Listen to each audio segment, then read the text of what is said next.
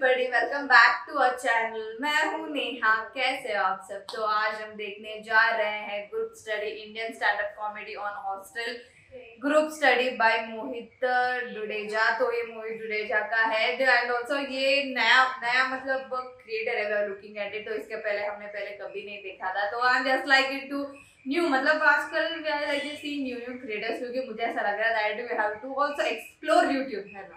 Why not? तो आज हम देखने जा रहे हैं YouTube group study Indian stand up comedy on hostel group study. तो हमने हॉस्टल वाला देखा था बाय बसी। तो हमने लाइक ये आज है तो ग्रुप स्टडी के बारे में, वो भी हॉस्टल में। तो how this video is going to be, चलिए देखते हैं।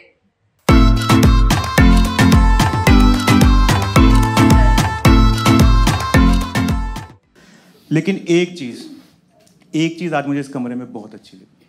मैं देख रहा हूँ काफी लोग अपने दोस्तों के साथ आए हैं। ये देख के ना आज मुझे मेरे दोस्त याद आ गए।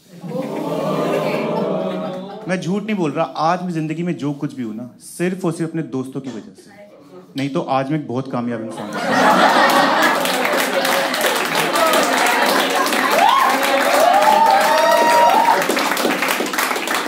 मेरी माँ ने गहने गिरवी रख के लैपटॉप दिया था मुझे कॉलेज में कि मैं इंजीनियरिंग में कोडिंग करूंगा। ये साले पूरा दिन बैठ के उस पर पॉन देखते थे। इतना पॉन देखा ना कि मुझे एक्स वीडियो से मेल आ गई कि आप हमारे एनुअल फंक्शन में चीफ गेस्ट बन जाओ।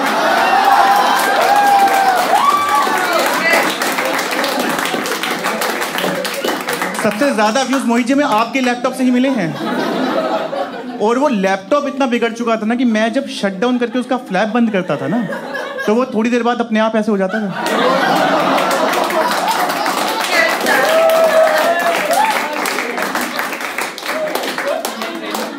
आप लोग यकीन नहीं करोगे, इतना इंटेलिजेंट बच्चा था मैं स्कूल टाइम तक कि एक बार एग्जाम में ना 10 क्वेश्चन आए थे, ऊपर लिखा हुआ था डू एनी 5।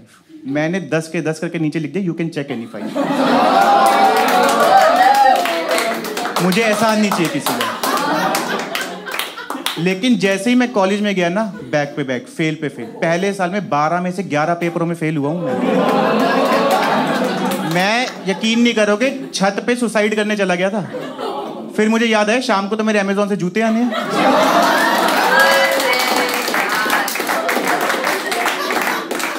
उसके पैसे भी मैंने पहले दे रखे थे। ये तो यूज कर करके फाड़ देंगे उसे। और इतने पेपरों में फेल होने का रीजन ये था क्योंकि कॉलेज में मैं हॉस्टल में इन लोगों के साथ करता था ग्रुप स्टडी। कभी ना करी होगी आप लोगों ने। और मैं इस वीडियो के थ्रू सुन रहे हो जो बच्चे, आने वाले स्टूडेंट्स को बता दो कि अगर कभी तुम्हारे दोस्त पेपर से पहले बोले कि आओ ग्रुप स्टडी करें, तो उन किताबों को बेच देना और जो पैसा है उससे कहीं घूमने चले जाओ, क्योंकि फेल तुमने तब भी होना है। कम से कम कुछ फोटोज तो अच्छी है फेसबुक पे। मुझे आज भी याद है 25 मई को एग्जाम था और 24 मई को मेरे कमरे में 12-13 लड़के घुसे ग्रुप स्टडी के लिए। किताब एक के पास नहीं है। और होती भी कैसे, जो घर से किताब के पैसे आए थे आधों ने बियर में उड़ा दिए, बाकी टेडी बियर में।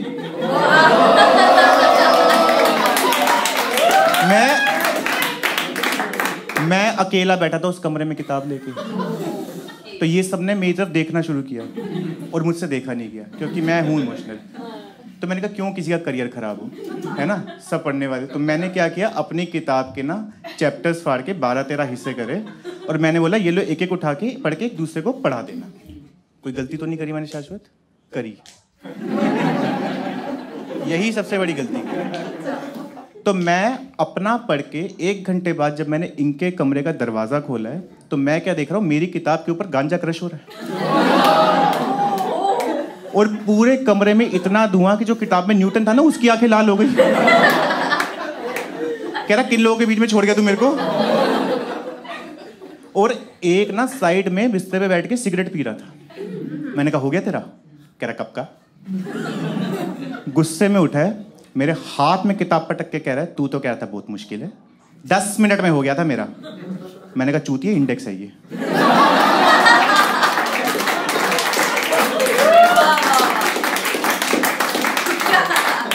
और इसने इंडेक्स के चैप्टर के नीचे अंडरलाइन करके लिखा हुआ कि इंपॉर्टेंट। और जहां पेज रैंक का टोटल शो हुआ ना, इसने उसके आगे पढ़ना भी छोड़ दिया है। तो साइड में एक दूसरा बैठा था, उसने कहा क्यों इसके साथ अपना दिमाग लगा रहा है यार, मुझे एक चीज़ समझ में नहीं आ रही, मुझे वो बता देगा। मैंने कहा हाँ पूछ, क्या समझ में नहीं आ रहा, मैं बताऊंगा यार, दोस्त होते किस लिए। कहते हैं नेहा का मैसेज आया, बताइए क्या रिप्लाई किया। Group study. मैंने कहा आज ही करना है, कह रहा हाँ। मैंने कहा एक बात बता, नेहा हमारे कॉलेज की सबसे हाई फाई लड़की, इस लड़की ने 15,000 का बालों में कलर करवाया था, और मैंने कहा तूने आज तक एक ही बार सलून में 500 रुपए दिए हैं, जब तू कैंची चुराता हुआ पकड़ा गया था। उसने तुझे मैसेज किया है, कह रहा तूने हल्के में ले रखा है, यकीन या तो देख ले। तो मैंने फोन देखा तो उसमें नेहा ने सही में मैसेज किया हुआ था, कौन है बे तू।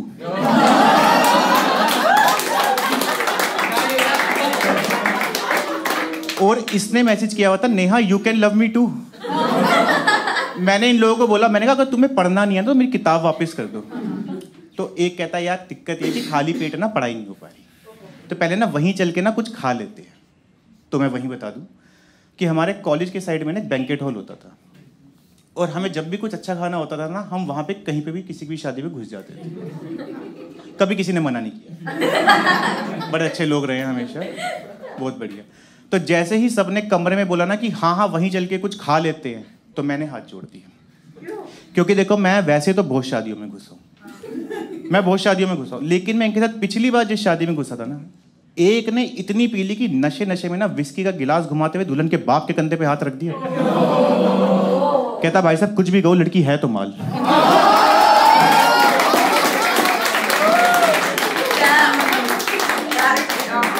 प्लेटें तो प्लेटें टिश्यू पेपर तक धुलवाई इन लोगों से। कह रहे बेटा आप सुखा के जाएंगे इसे। किसी और की तो छोड़ो, ये जान पहचान की शादी में ले जाने लायक नहीं है। हमारी एक टीचर की शादी थी, तो वो होते ना टीचर के कुछ फेवरेट स्टूडेंट, तो उसने बुलाया था कि बेटा आना है। तो वहां पे हम पहुंचे, सब कुछ सही चल रहा था। जैसे ही वो विदा होके गाड़ी की तरफ आ रही थी ना, एक के मन में पता नहीं क्या आया, कह रहा मैडम शादी के बाद भी भूल मत जाना, कीप टचिंग अस।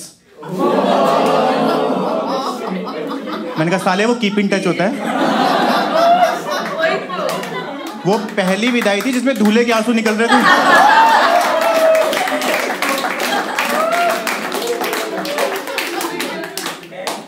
तो उसके बाद मैंने बोला, मैंने कहा मैं तो नहीं जा रहा।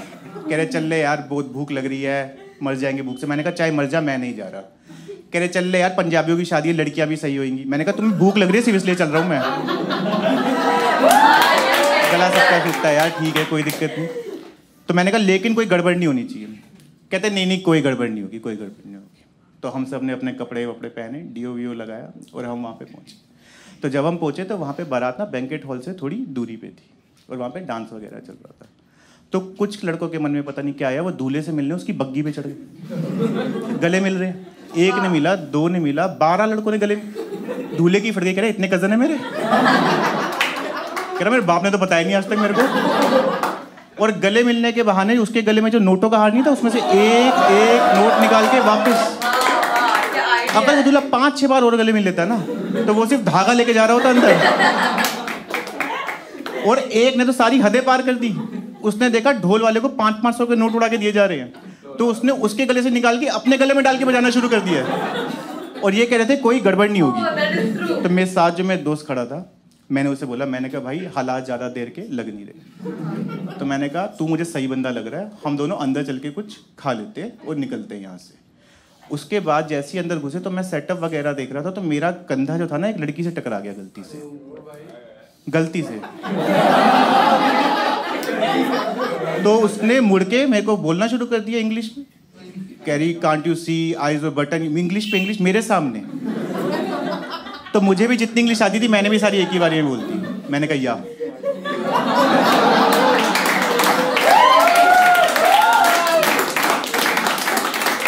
वहां से मैंने इसे पकड़ा, मैंने कहा चल भाई खाने की तरफ चलते हैं। तो मैंने प्लेट उठा के स्नैक्स वगैरह डालने शुरू करे। तो मैंने स्नैक्स वगैरह प्लेट लेके इससे पूछा, मैंने कहा भाई तू क्या लेगा? ये है ही नहीं। मैंने देखा इधर उधर, तो मैंने देखा ये डीजे पे नाच रहा है। और इतनी खुशी रिश्तेदारों को नहीं हो रही जितनी इसे हो रही है। नाचते नाचते इसका हाथ एक आंटी को ऐसा लगा है कि वो औरत थोड़ी देर तक पेंडुलम की तरह हिली है। जब वो वापस अपनी जगह पे आई ना तो उसने इसके कंधे पे हाथ मार के पूछा कि बेटा आप किस साइड से है? कहता आंटी गुड़गांव साइड से। उसने कहा नहीं बेटा मुझे लगता है मैंने गलत सवाल पूछा, आप रिश्ते में रिश्तेदारी में क्या लगते? कह रहा अच्छा। कह रहा आंटी मैं ना दूल्हे के मामा का लड़का हूं और वो औरत थी दूल्हे की इकलौती मामी, और दूल्हे का मामा कर रहा था नीचे नागिन डांस। ये सुन के वो औरत उस अजगर को ना खींचती हुई ले गई है।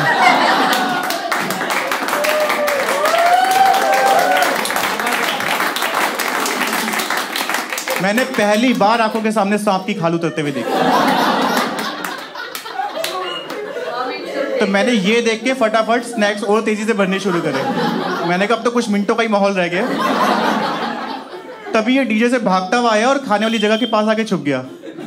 तो मैं जैसे ही स्नैक्स की प्लेट लेके इधर घूमा ना तो मैंने देखा मेरे सामने दूल्हे के मामा जी और उसके 2 हट्टे कट्टे लड़के। कह रहे तू कौन है? मैंने कहा सर मैं तो वेटर।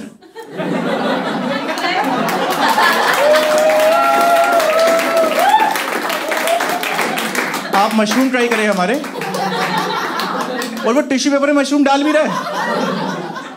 इतने में वो लड़की आ गई जिससे मेरा कंधा नहीं टकराया था। कह रही मामा जी मैंने इसे उस लड़के के साथ घुसते हुए देखा है। टेल मामा जी टेल ना। मैंने कहा या। तो कह रहे देख सच सच बता दे वो कहाँ छुपा है, वरना हमने ढूंढा तो बहुत पिटोगे। और मैं देखो चाहे जैसा भी, लेकिन मैं ऐसा बंदा हूं यार कि दोस्ती में मैं जान तक दे सकता हूँ। मैंने कहा बे वो टेबल के नीचे छुपा है। हाँ तो मैंने ये थोड़ी बोला था मैं अपनी जान दे सकता हूँ। मैंने यही बोला दोस्ती में जान दे सकता हूँ, दे दी ना मैंने उसकी। तो जैसे तैसे हम वहां से वापस हॉस्टल आए और मैंने वही किया जो हर बच्चा पास होने के लिए करता है। मैंने सारे पेन मंदिर में रखे और मैंने भगवान को बोला, मैंने कहा बहुत लड्डू चढ़ा दिए, अब वक्त आ गया कर्ज चुकाने का। और मैं सोने चला गया। तभी दरवाजे पे नॉक हुआ। मैं दरवाजा खोला तो एक बच्चा स्प्रिंग की तरह उछल रहा था। मैं क्या हुआ? कह रहा भाई पेपर आउट हो गया। मैंने कहा क्या? कह रहा भाई पेपर आउट। मैंने कहा बहरा नहीं हूं, हैरान हो रहा हूं। तो ये सुन के मैं इनके कमरे में गया हूं भागता हुआ। मैंने कहा भाई पेपर आउट हो गया। इन्होंने अलमारी से बोतल निकाल ली। मैंने कहा ये क्या कर रहे हो? कह रहे सेलिब्रेट। मैंने कहा सेलिब्रेट? कह रहे अब तो पता है ना यार पेपर में क्या आ रहा है, अब जब 90+ आ ही रहे हैं तो पहले 2-2 पैक मार लेते हैं, उसके बाद पढ़ लेंगे आराम से। तो पता नहीं क्यों मुझे इनकी बातों में लगा दम। मैंने कहा मेरा भी बनाया जाए। लेकिन कोई हमें हॉस्टल में पीते हुए पकड़ ना ले वरना सस्पेंड कर देते थे। तो हमने एक लड़के को बोला कि तू ना कमरे को बाहर से लगा दे ताला। तो इसने ताला लगाया और फिर अपना दिमाग लगाया और चाबी जो थी ना दरवाजे के नीचे से कमरे के अंदर सरका दी। और जब ये चाबी सरका रहा था ना तो वहां पे प्रिंसिपल और वार्डन पेपर आउट होने को लेके बात कर रहे थे। उन्होंने देख लिया, वो इसके पास है। कह रहे अब एक बात बताइए, तू ये दरवाजा खोलेगा कैसे? आप क्या बोलोगे? कोई भी क्या बोलोगे? दूसरी चाबी है मेरे पास, यही बोलोगे? इसने पता नहीं कौन से नशे कर रखे थे। कहते सर ये चाबी ना आवाज से बाहर आती है। आवाज से। प्रिंसिपल कहता वाह बेटा आप तो विज्ञान से भी 100 साल आगे चल रहे हैं। जरा बुला के दिखाए। तो फिर बुला भी रहा है। कह रहा चाबी बाहर आओ। और एक चूती ने अंदर सरका भी दी। अब मैं दरवाजे के पास खड़ा होकर ये सब सुन रहा था। तो मैंने इनको बोला, मैंने कहा भाई शराब ना किसी खुफिया जगह पे छुपा दो, रेड पड़ने वाली है। तो पता है कहाँ छुपाई है? कंप्यूटर के CPU में। और छुपाई तो छुपाई, खुली बोतल टेढ़ी करके रख दी। अब उस CPU में से ना बूंद बूंद टपक रही है। तो मैंने इनकी तरफ देखा, कह रहे हम संभाल लेंगे, शांति। अब प्रिंसिपल ताला खोल के अंदर घुसा तो उसने इधर उधर देखा, उसकी नजर पड़ी CPU पे। उसने देखा बूंद बूंद टपक रही है। कह रहा भैंचो ये क्या हो रहा है? तो एक निकल के कहता है सर एक्चुअली ये ना डेटा लीक हो रहा है।